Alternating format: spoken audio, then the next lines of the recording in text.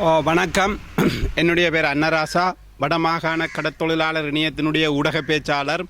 இன்றைய தினம் இந்த ஊடக சந்திப்பின் பிரதான நோக்கமாக இருக்கிறது, இலங்கையினுடைய கடற்றொழில் அமைச்சர் அவர்களை இலங்கைக்கான இந்திய தூதுவர் அவர்கள் சந்திக்க இருக்கின்றார். அந்த சந்திப்பு ஆக்கப்பூர்வமானதாகவும் எதிர்கால கடற்றொழிலாளர்களுடைய முன்னேற்றத்திற்கு வழிவகுக்கக்கூடியதாக அமைய வேண்டும் என்பது எங்களுடைய எதிர்பார்ப்பாக இருக்கிறது. அதிலும் குறிப்பாக வடக்கு கிழக்கு கடற்றொழிலாளர்களுக்கு இருக்கின்ற இலங்கை இந்திய மீனவர்களுடைய பிரச்சினையை சுமூகமாக நல்லெண்ணெய் அடிப்படையிலே தீர்த்து இலங்கை கடலுக்கு பொருத்தமற்ற இழுவை மடியை இந்திய தமிழ்நாட்டு மீனவர்கள் நிறுத்தி அந்த பிரச்சினைக்குரிய தீர்வை பெறுவதற்கு ஏதுவாக இந்த சந்திப்பு அமைய வேண்டும் என்று கடற்தொழில் சமூகம் எதிர்பார்த்திருக்கின்றது.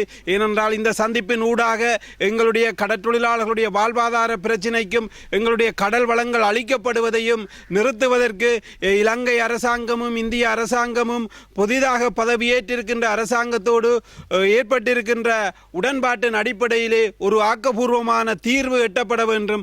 அந்த தீர்வை இலங்கையினுடைய கடற்றொழில் அமைச்சர் வலியுறுத்த வேண்டும் என்ற செய்தியை வடக்கு கடற்றொழிலாளர் சார்பாக நாங்கள் புதிதாக பதவியேற்றிருக்கின்ற கடற்றொழில் அமைச்சருக்கும் இலங்கைக்கான இந்திய தூதுவர் அவர்களுக்கும் நாங்கள் வேண்டிக் கொள்வது, எங்களுடைய பிரச்சினை சுமூகமாக ஆக்கப்பூர்வமாக தீர்ப்பதற்கு இந்த பேச்சுவார்த்தையிலே அதிக கவனம் செலுத்த வேண்டும் என்ற எதிர்பார்ப்பு எங்களிடையே இருக்கின்றது. அதனை நாங்கள் எதிர்பார்த்து நிற்கின்றோம்.